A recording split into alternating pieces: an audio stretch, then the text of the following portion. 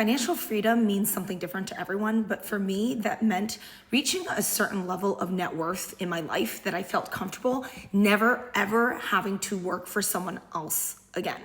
So at age 28, I had reached that milestone. I had purchased 2 real estate properties. I had a good load of stocks and savings that I had kept and really prepared for that moment.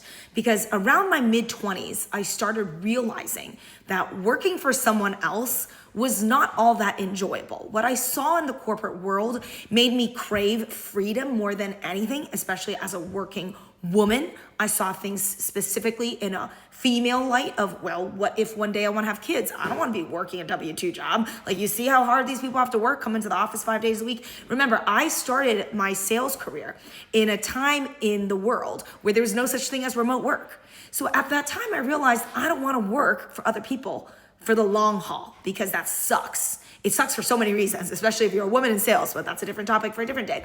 My point here is that dream of freedom drove me to seek it through financial means in terms of building up net worth.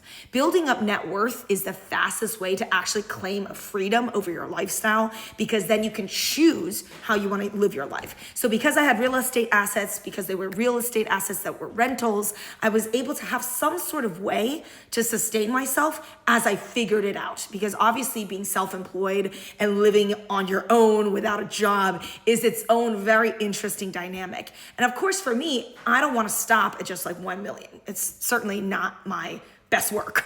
I have a lot more millions that I can make, potentially 7 to 8 figures, 8 to 9 figures by the end of it all, right? By the time I die, assuming I can live past the age of 70, I hope to be at least in the 8 to 9 figure range, right? To get to that range, obviously the first step is leaving behind a job. So for me, financially free means I can afford not to work, but that doesn't mean I'm gonna retire and sail off into a van.